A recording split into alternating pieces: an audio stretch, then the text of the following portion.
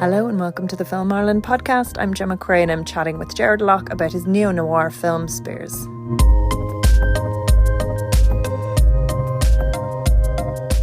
Thank you so much for chatting with us. Thanks for having me, Gemma. Pleasure to be here.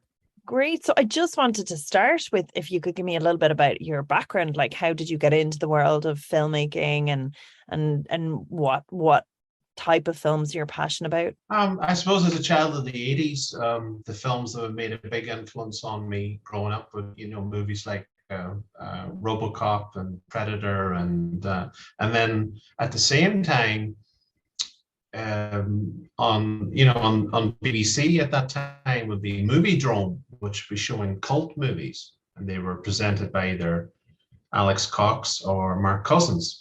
And so that opened the door then films like Manhunter, by Michael Mann. And so I've always this day got a taste for something different and off the beaten track, as well as having more mainstream tastes. And then I think every director has this one key special film that they see at an impressionable age, which makes them destined then to become a filmmaker.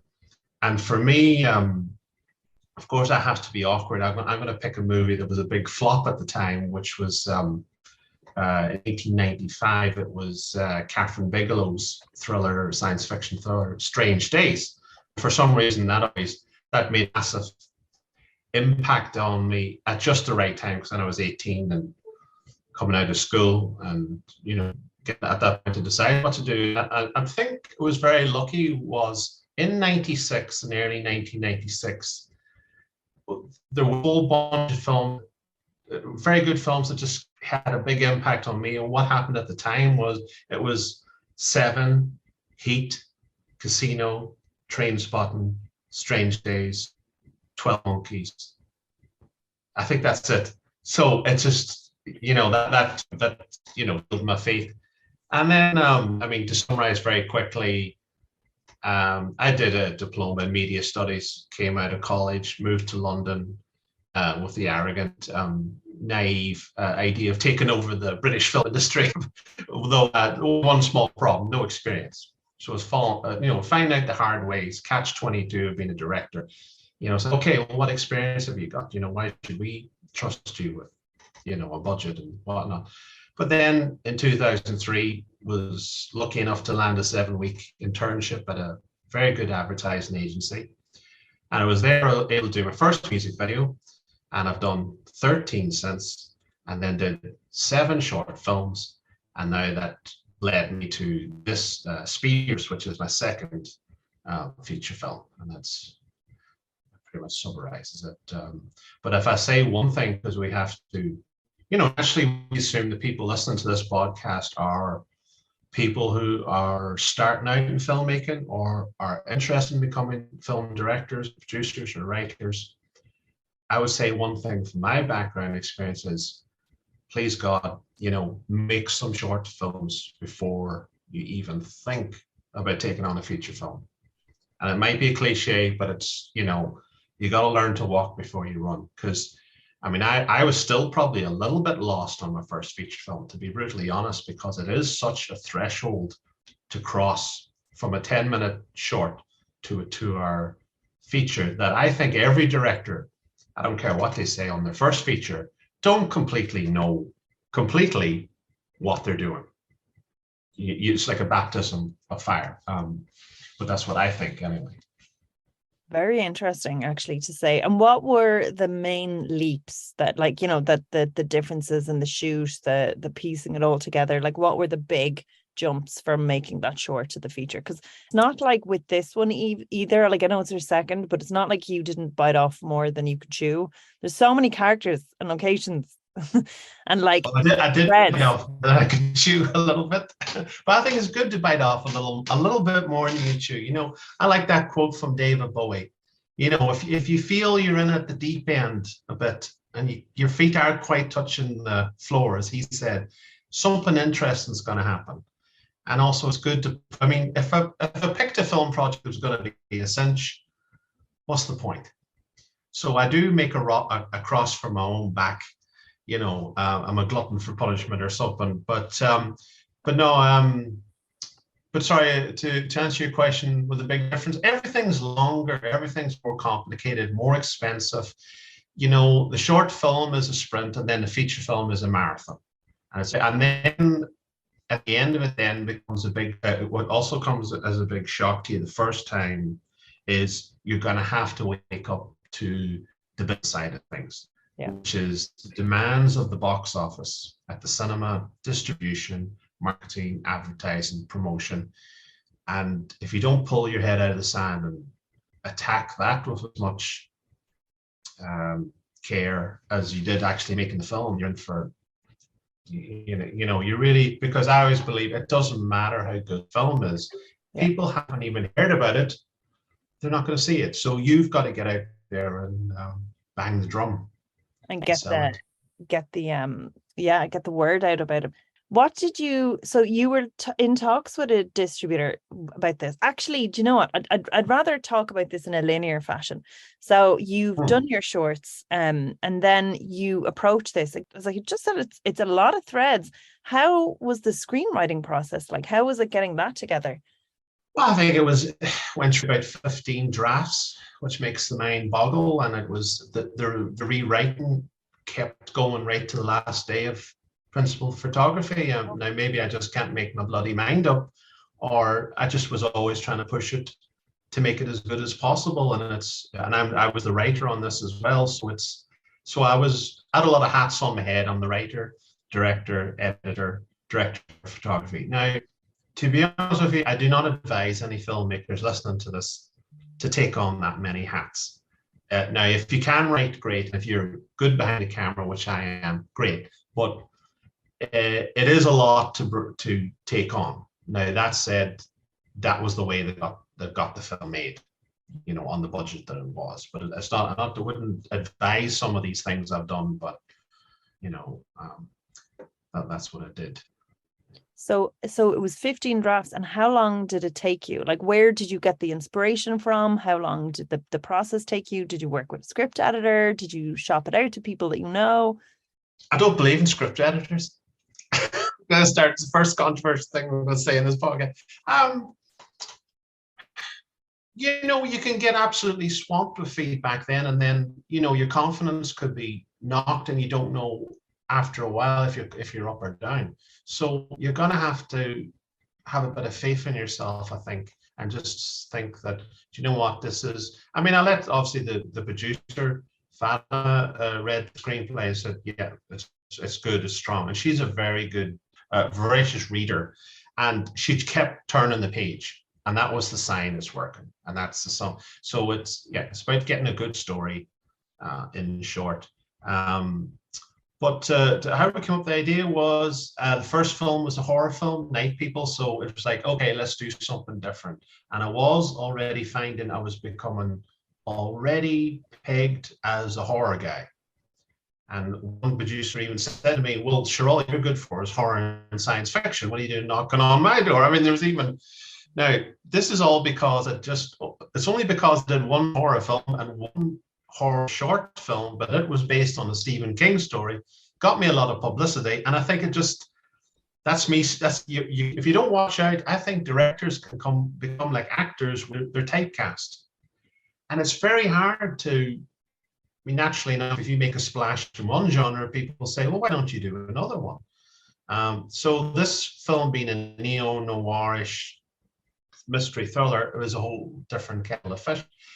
And what I wanted to do was kind of take the structure of William Friedkin's much underrated Sorcerer movie from 1977, introduce a character in a different country to start off with, and let's get to know them, and then bring the characters together at the midway point.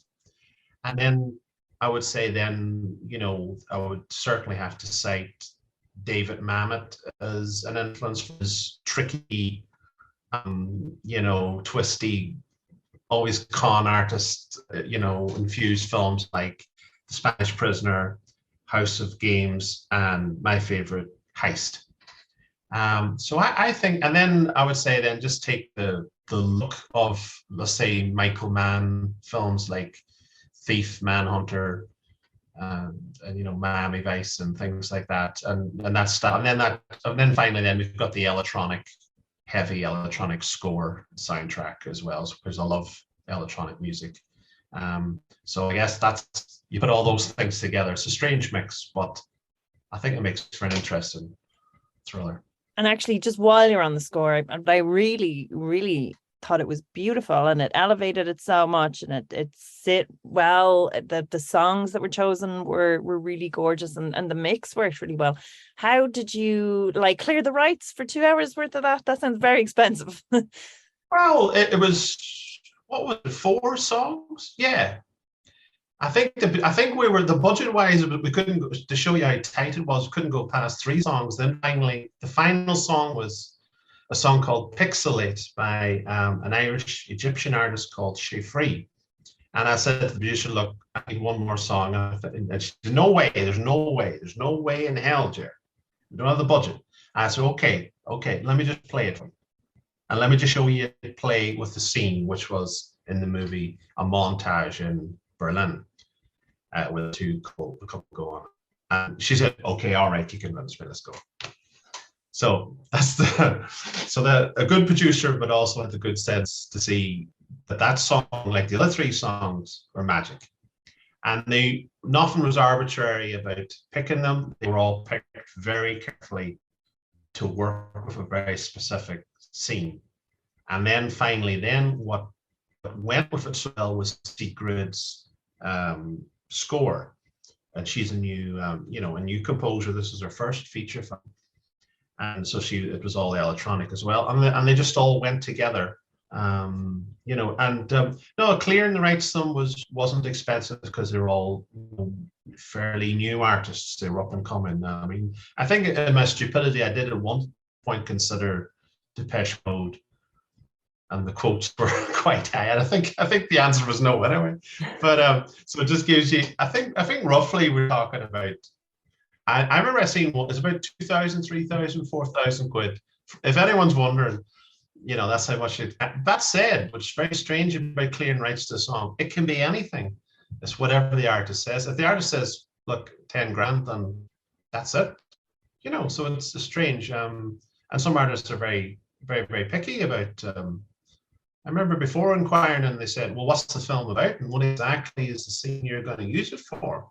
Because naturally enough, I wonder, maybe, for example, another artist from Donegal, where I'm from, Enya, I wonder if she ever has, be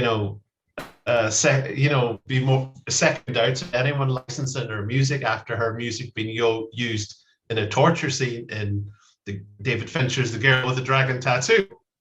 If you remember that, they got a big laugh in the cinema, I remember. But I wonder what she thought when she saw the scene. But just goes to show, artists could be very, rightly so, sensitive about how their music is used. But I think what you've pointed out is, I think that was the only consensus so far on the film, was everyone loved the music. Yeah. Yeah, that everyone agreed on that. The whole score and the whole underpinning, and it worked so well. And do you think it's your background in music video that how to cut, how to work with music, basically? I think so. I think I learned at college, I seem to be one of those directors. I do, and I'm trying to be modest, but I do have a knack with music. As simple as that. I just some find it difficult. I find it very easy to cut images to music and to think in advance how the two should go together. And I suppose too, again, given my age, I was raised on music videos a lot in my youth. It was a golden time for MTV for the music videos and the budgets in the 90s, and then it kind of peaked then. Directors like David Fincher, for example, broke through then later on into feature films. So again, as a child of the 80s, it's ingrained in my music videos, and and just been very careful of when you cut. I would always have the lyrics printed out. It's like your screenplay, it's like your guide, but also then you're listening to the beat, the middle eight, and you've got to try and just cut it right, to it, and just really think about it. And it just, but I don't mind it. I know it's just one of those weird knacks I have. So I'll always have lots of music in my films, I think, going forward. I mean, I would love to do a film about the new wave, new romantic scene of London, 1980, 80, 81. I just don't know how the hell to tell a story in it, but the scene does deserve a movie, because we've got movies about every other music movement. We got punk, we got hip hop, we got rock and roll, we got the poor new romantics. I mean, still don't have a movie, but I always vow to do it. But so one day maybe I'll go. So yeah, music is very important to me as well. And it is beautiful. So talking back to cost, how does one get? You have your 15 draft worth of script. How do you get the funding then? Where does that come from? It was just the producer got a loan from the bank. I got a loan from the credit union. There was a little bit of money made from the first film. And other than that, there's nothing glamorous about it. It's scrimping and saving and nobody taking a fee, and just all pulling together just to get the damn film made, to bring it into existence. So it's not for the faint-hearted. It is risky. And this is what I'm saying about biting off like a big chunk of it. Like, I mean, you chewed it, it's there, it's on the screen, and it's a fabulous piece put together well, but like, talk about taking off a huge big chunk of things, because you didn't make things easy. Like, that's for different countries. I should have had my head examined now, because what they usually tell directors when you're starting out is, you're going to do a low budget, no micro budget film, for God's sake, have most of it take place in one location with a couple of actors, and keep it under 90 minutes. And I broke every single one of those rules of my own stupidity or arrogance or ambition or whatever you want to call it. But that's what we did. I mean, yeah, I thought to myself, well, what's the big idea? What's wrong with leaving the country? But I did find out, yes, that is more expensive and more stressful. And I mean, for example, in Florence, we've got 3 or 4 days to shoot all that. And we could not afford to ever go back there. We just had one shot at it, so we had to be very prepared. And but we did it. We pulled it off. And it was stressful, Gemma, but at the same time, it was exciting. It was an adventure, and that's what you want when you're making a film too. You want a bit of adventure and excitement, and it's got to be a little bit of risk. Yeah, well, definitely there's some planning went in. So with regards, you said scrimping and saving, what would be the kind of key things that you felt help keep your budget on track with this? Well, I got a sensible producer by my side, Fatima, and sometimes there'd be some very frank discussions and hard arguments, and she'd say, "Look, Jared, you can't have that. You got to make do.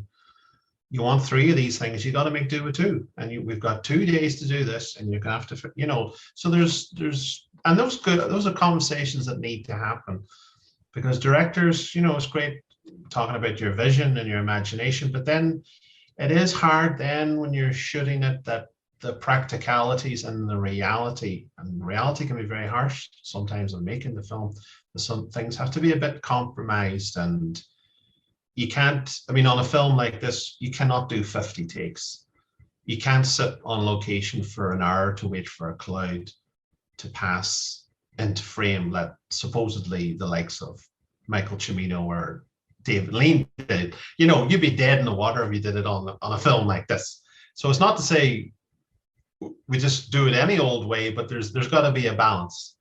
I don't believe in 50 or 70 or 100 takes on it, to be honest. I really don't understand it.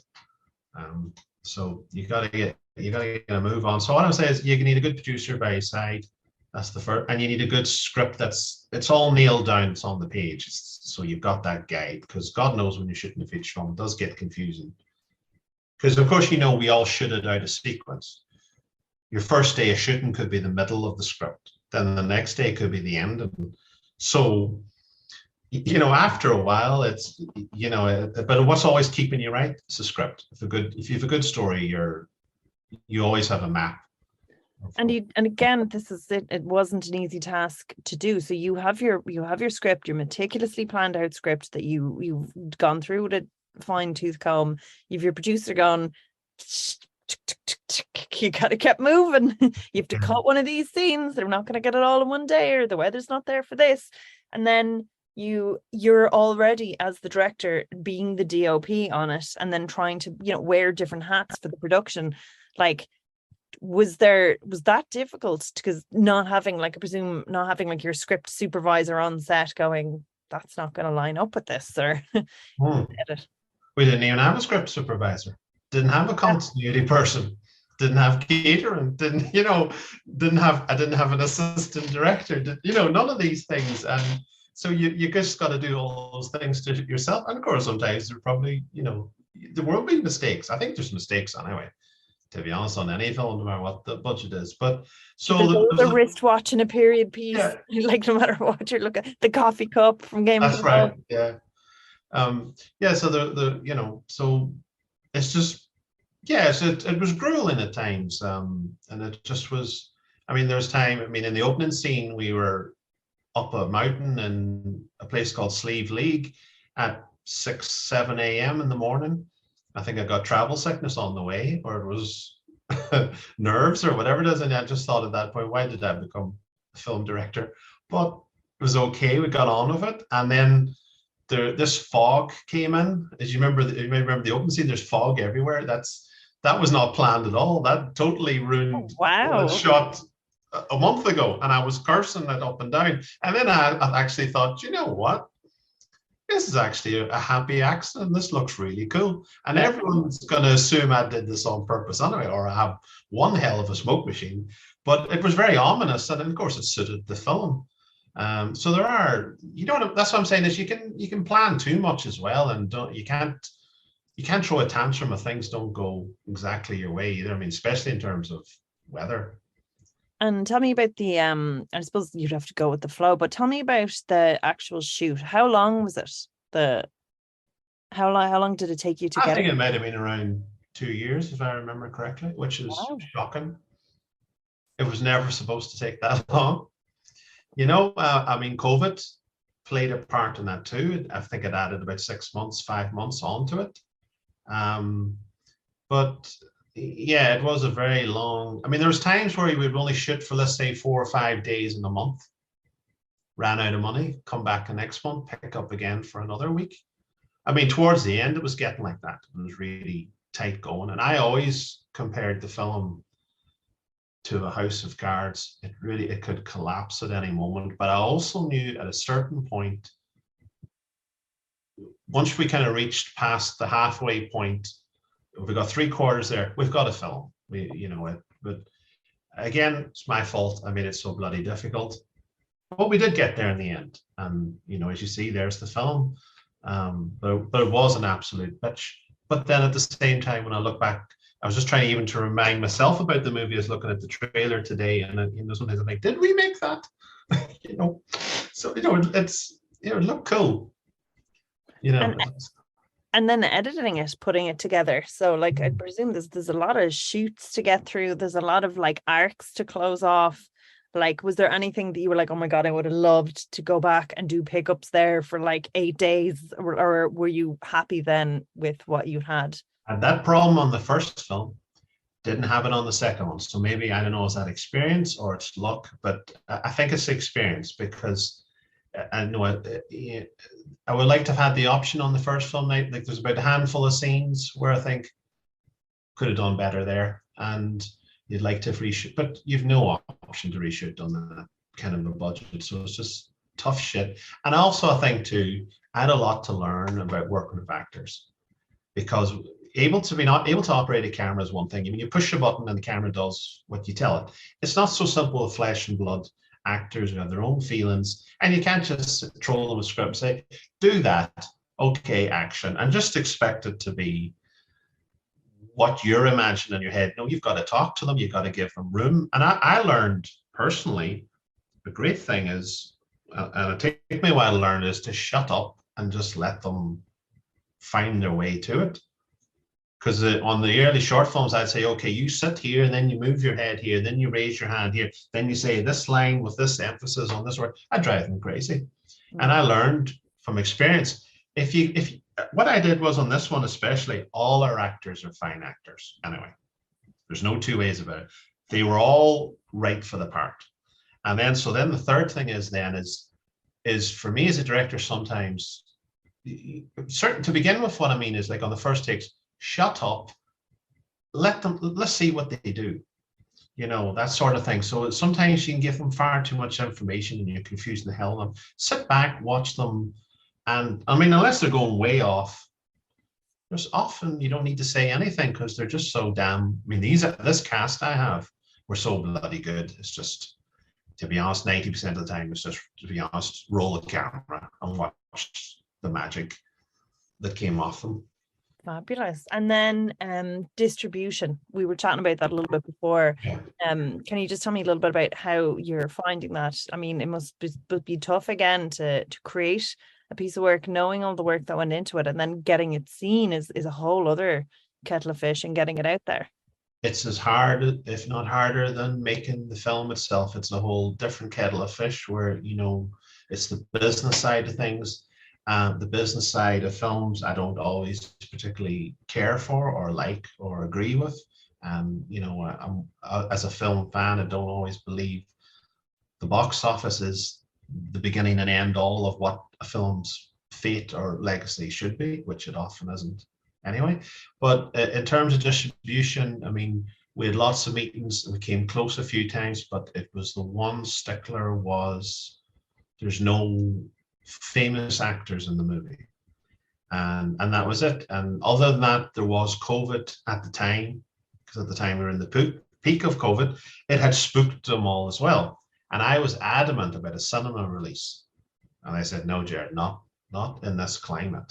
And, to be fair, they had a point. They weren't being overcautious. So I do appreciate their point of view, and always try to see their point of view. So it was disappointing we didn't get a distributor, because we really could have done that help on the marketing and the promotion, because we all knew we had a good film.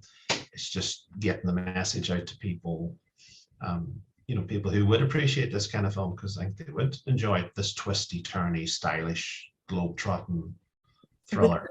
With the Irish flavor, because you don't get that genre over here that often as well. It's nice to exactly right, and that's why I made it. And see the kind of familiar characters. We've got a big lack of style in general, I think, Gemma. I mean, we got, and there's a lot of films lately in Ireland I just find that very bloody miserable and very depressing and very, very grey looking. And I just thought, that said, my film isn't a comedy musical. It is dark, but we tried, it has a sense of humor, albeit a black sense of humor, but still a sense of humor that we don't take ourselves too seriously. But also, yeah, I think style is an underrated thing in movies, of taking that care and attention to have a really, and all the distributors agreed on this, it was a very snazzy looking film. That said, if anyone goes to Florence and doesn't make that look good, you need to hang up your viewfinder. To be honest, as a director, I mean, you just can't go wrong. Even the graffiti in Florence looks good. And, and Berlin and London, and indeed even our own little Donegal. If you go to the right locations, it's a knockout. I mean, Star Wars: The Last Jedi, they came down here to shoot, Luke Skywalker's home world. That was shot here, to give you an idea. A very barren location they went to.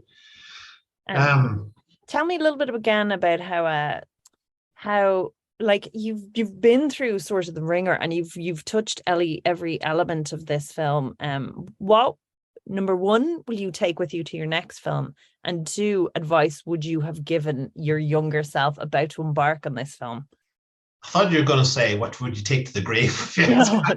I'm sure you're not going to say it on a podcast. Yeah, no. What I would say to my younger myself, I would say still go ahead and do it. And what I say to any director listening, any director who's starting out maybe on the first film or the second film like me, is, for God's sake, have a bit of ambition.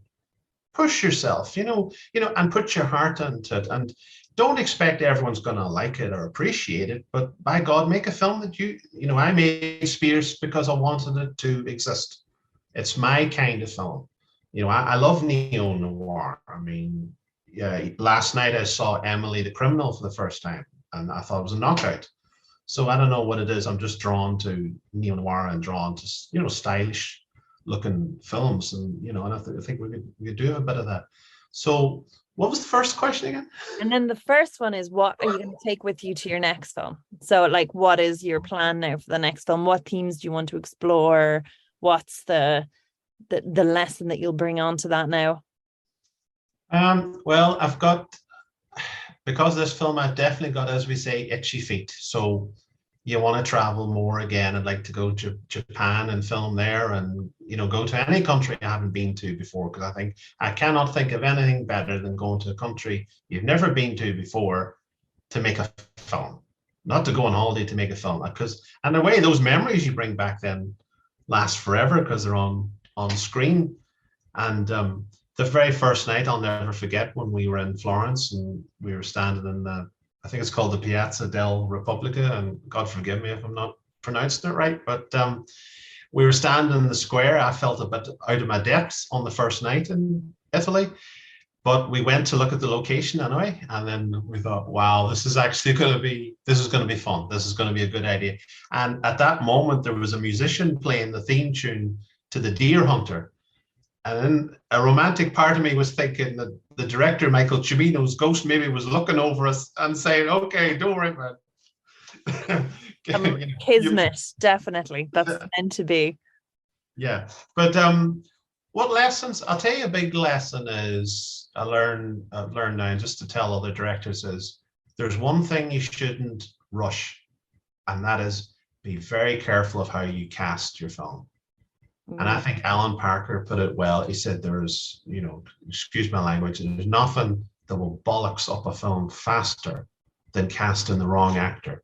And I'm sure you can think now, Gemma, of films you've seen where there's an actor in the movie who's a perfectly good actor, but for some reason just isn't right in the part that you think, I don't buy him in this role.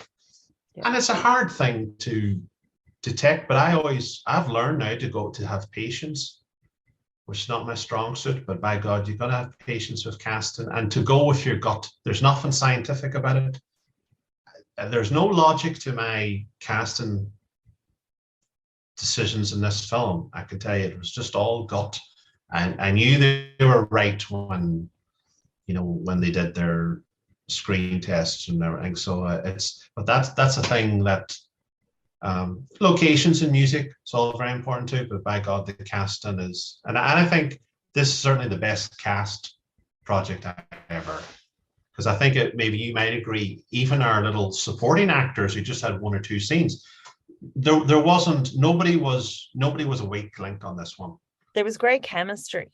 There was great chemistry then in the interactions. There was a lovely, especially even the buddy dynamic for the middle section of the film. There was a lovely interaction there. It felt very natural. I enjoyed spending time in that world, and the dialogue just felt like it had a kind of, you really felt like they reached a kind of a subtext, and that's where the humor, I think, really landed for me, where I was like, do you know what, in another film where everything is taken too on the nose and everyone is too overly serious, but then there's people having a bit of crack in a car. I'm like, no matter where you are, people are gonna have a bit of banter, and I enjoyed that then, and the kind of the relationships within the double crossing world, where it's nice as well, and it's nice the way you flip it. And I don't want to give too much away, but it's very enjoyable to watch. So where can we see it? That's the you can rent it now. It had a limited cinema release, maybe too limited for my taste, but at the same time, I'm still very grateful we got into 3 cinemas. But now you can rent it on Amazon if you're in the UK or the US. And hopefully there'll be more territories added to that somewhere down the line. Yeah. And we'll make sure to link to everything in the description. So thank you so much for chatting with us. That was so interesting. It's been lovely chatting to you, Gemma.